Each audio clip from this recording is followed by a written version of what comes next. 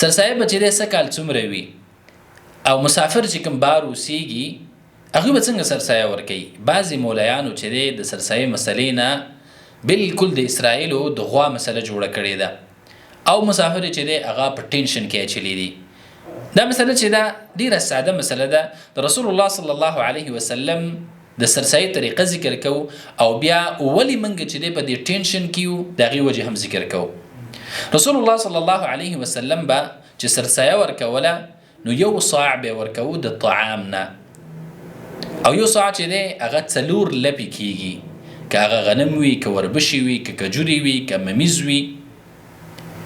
او په اوس حساب سره چې دی د کیلو حساب ته چې واړې نو دا تقریبا 2.5 کیلو راځي.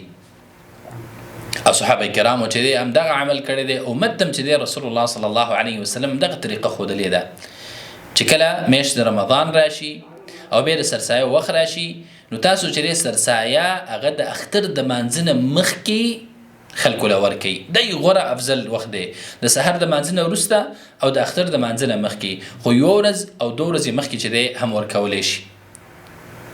او دا اصل دی چې په سرسایه کې به طعام ورکوي. کوم طعام چې په کوم ملک مشهوري او خلک ډیر خوري هغه ورکولی شي، که هغه وریجې دي، که هغه غنم دي، که هغه وربشي دي، که هغه ممیز دي، که هغه کجوري دي، تمر دي، او هر قسمه نوع طعام چې دی چې هغې د طعام ویلی کېږي په عرب کې او خلک یې استعمالوي نو هغه چې دی ته ورکولی شي. اندازې څومره ده؟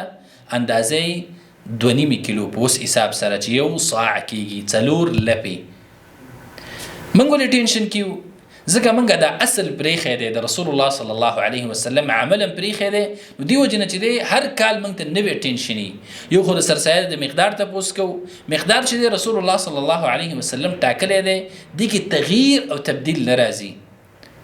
دا زمونږ چې هر کال سرسایه ډیریږي او کمیږي نو هغه وجه دا ده چې موږ د رسول الله صلی الله علیه وسلم عمل پرېښی دی. نو ځکه په ټینشن کې یو.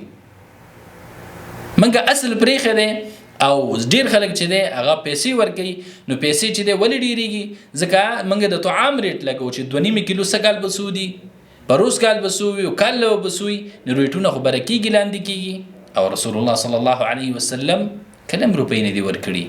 بعضې علماو اجازت ورکړی دی خو د دغه اجازت د وجې نه چې ډیر خلک هغه په ټینشن کې دي. بیا بعضې مولایان چې دی هغه وایي چې یاره څوک مسافر دي نو او د هغې بچي دي نابالغه دي نو د هغه ځای مقدار به چې دی دیو پیسې راځي. او خاص کر دا مسله چې دی هغه مولایان ډیر په شور او زور سره ذکر کوي کوم چې د خپلو مقتدیانو سرسایو ته ناسي.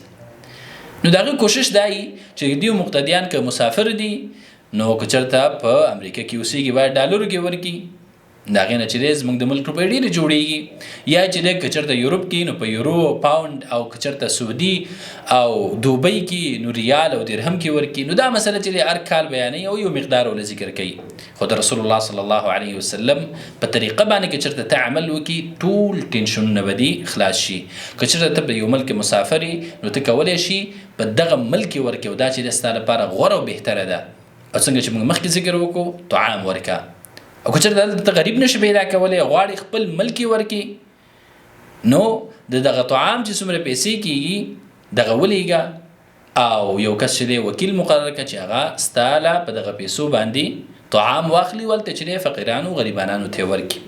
او سرسایه چې ده دا به هر کس ورکوي، که هغه نوی پیدا شوی ماشوم وي، که هغه غریب وي، که هغه مالدار وي، خو چې د یو وخت ډوډۍ په کور کې نو هغه به سرسایه ورکوي.